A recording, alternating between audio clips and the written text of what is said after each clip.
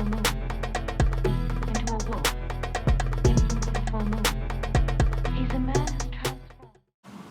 here with our brother Bmcfly. Today we about to talk about the black economy, gentrification, and things of that nature. How you feeling, bro? I'm feeling great, man. You know, I'm just happy to be amongst you guys, man. So thank you for having me.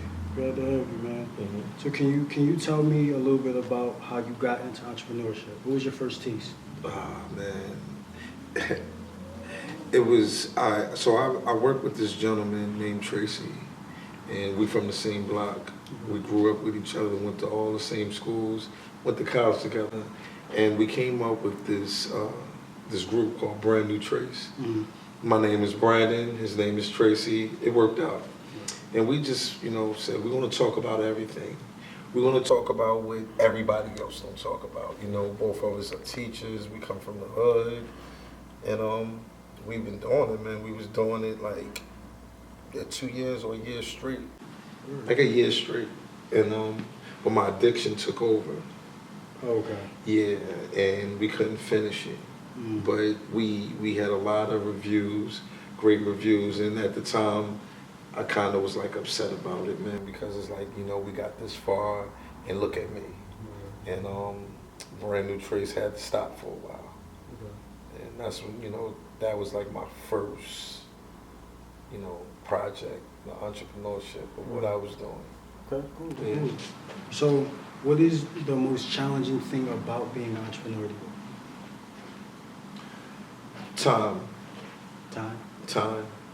Time management is always... Time management is everything. Right. And finance.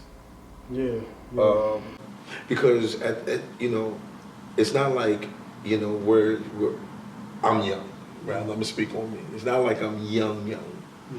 And, when, you have this rush, this feeling of, sky is the limit, no, sky is not the limit.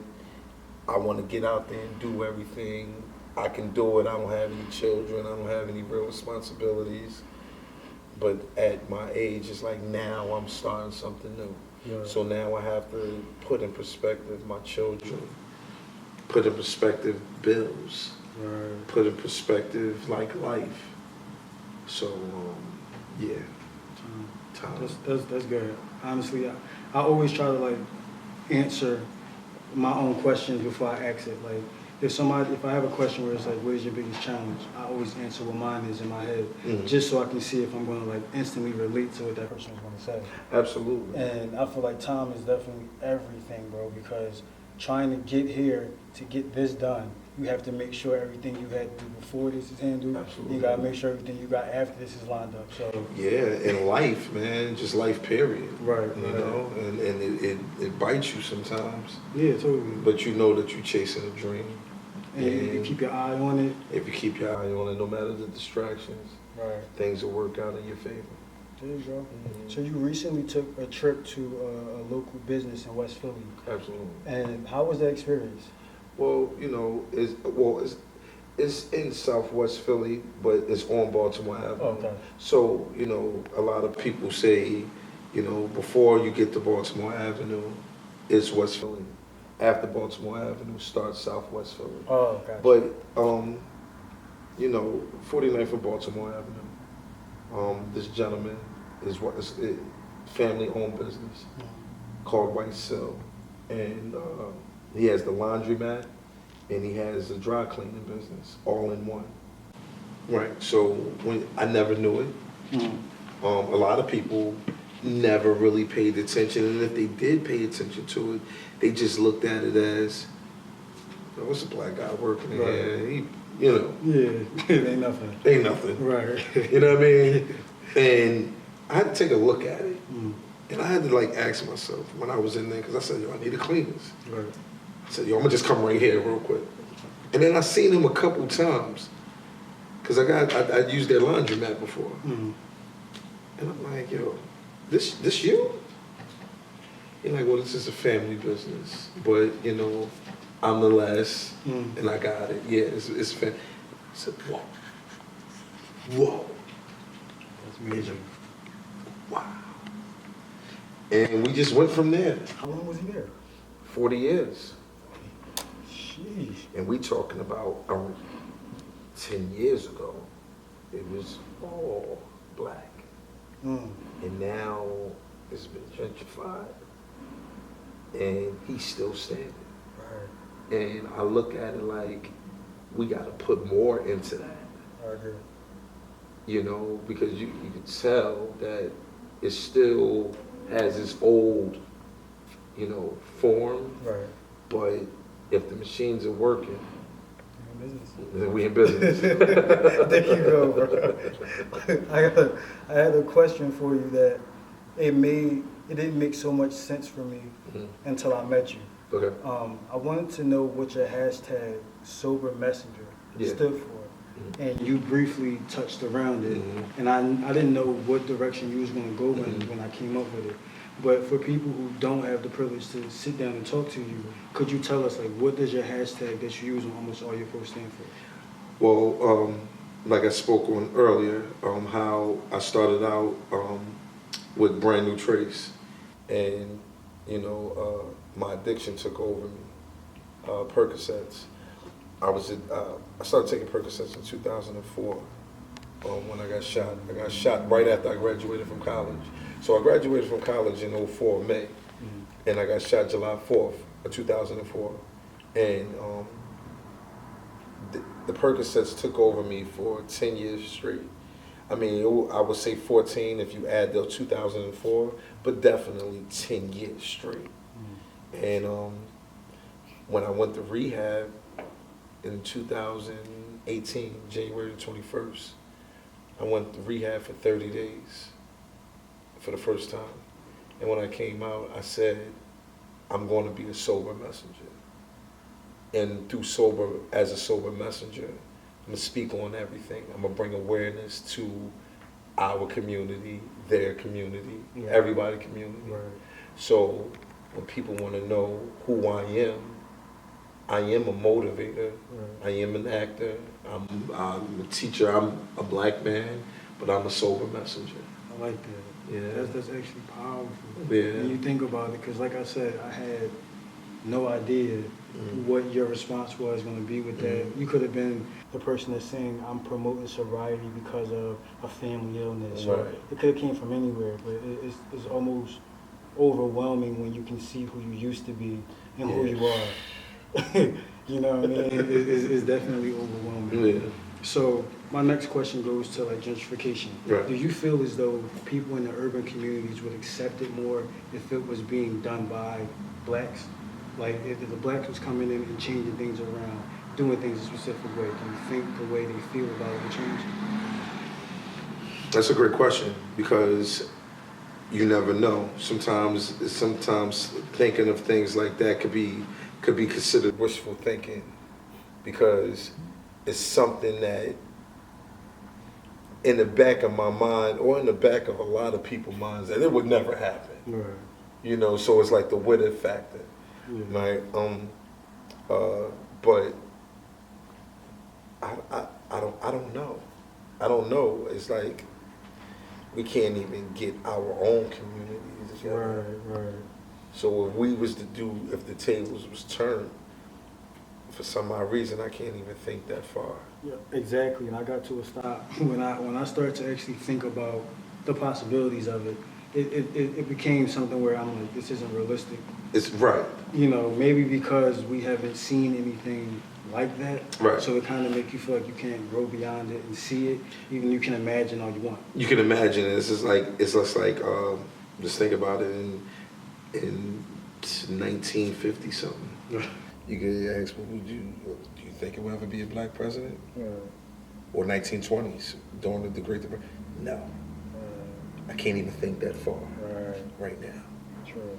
But us being together, us, unifying, that I can think that far. Right. I think that can happen right now. I agree. Because it starts with unity. It starts with unity. So, yes, if that's possible, then us taking over other communities, no, I just got us saying we staying here. Yeah. And we're unified.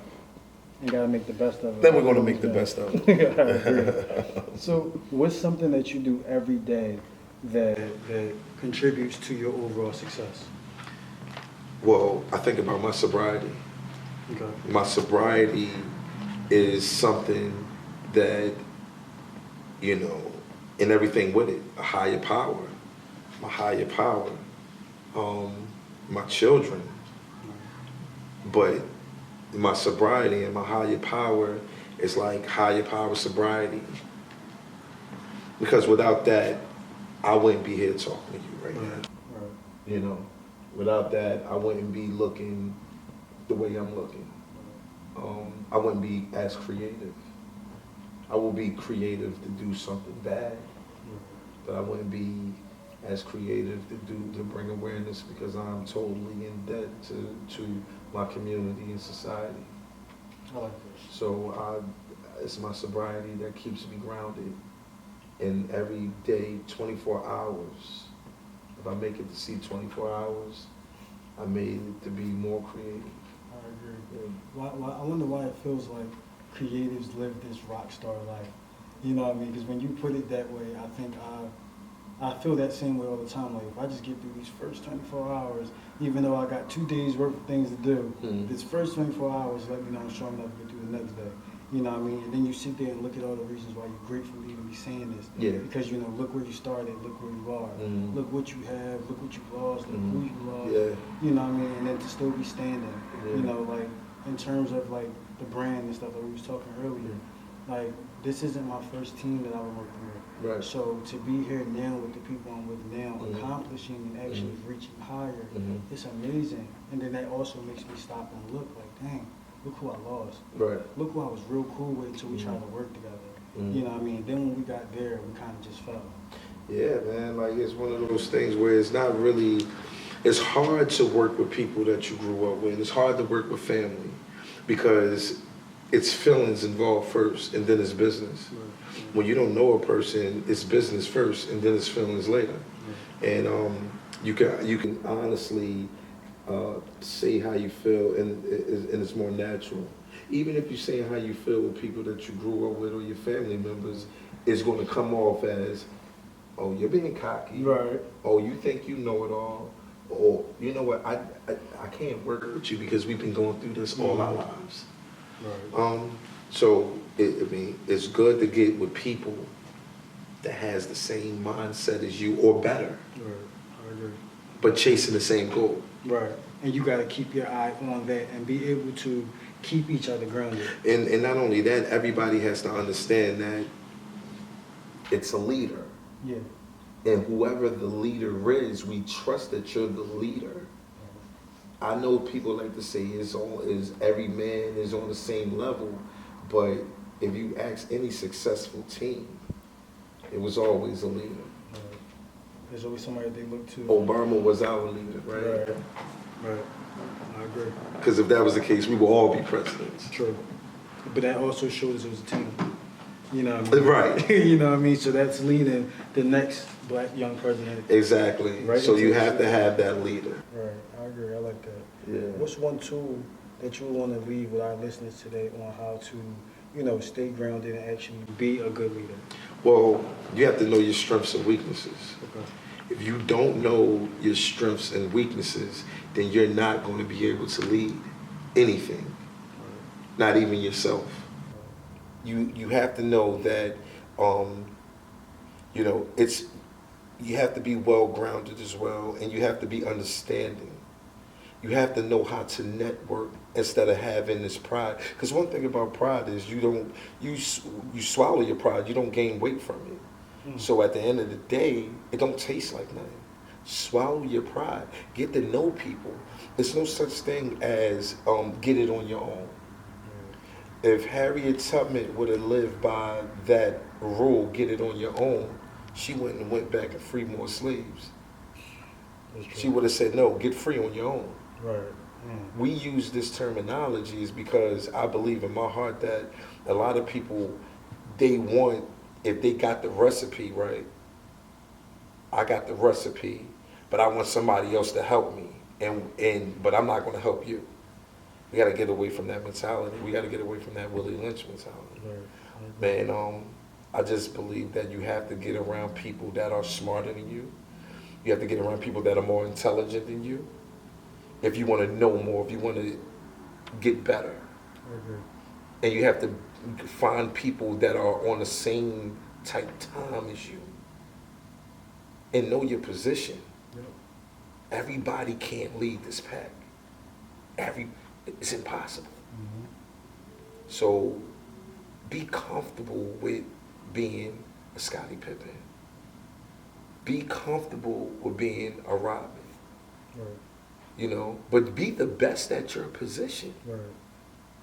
That's just the bottom line. And I guarantee you, you will get far. And no thought is far-fetched, man. I agree. I don't care if you tell me I found a way to get to the moon. We can laugh about it, but yo, tell me. All right, all jokes aside, tell me now what's going on. Right. There has to be some kind of lesson in it. It has to be a lesson Right. in it. I agree. You know, and you can't give up. I know it's a cliche, never give up, right? You gotta believe, right? But I showed people for a year of sobriety. I'm only a year clean. I am free. I am free from trying to prove something to somebody. I am free from trying to fake it. I was a fraud. I was lying. I was manipulating. I am free from that. Stop trying to get by. Stop trying to take the easy way out. You gotta have the mama mentality that I am not better than you in a cocky way, but I work harder than you. And this is why I'm in the position that I'm in now, because I work and I think. Sometimes I may overthink, but this is what a team is for, to put me back. Right. You understand? Yep. Don't ever say, yo, you're working too hard. But have a balance. That's it. That's definitely it. Can you tell everybody where to find you, bro? Yeah, man, you gotta, find me on Instagram, right? B.McFly_. Subscribe to YouTube, man. I need some YouTube subscribers, man. Brandon Chastain. BrandonChastang. That's on Facebook as well. And Twitter, Bmcfly_. So. Yeah, make sure y'all follow, bro. I'm your boy Ed Hip. Thanks for coming through, bro. And thanks for having me. It was a pleasure, man.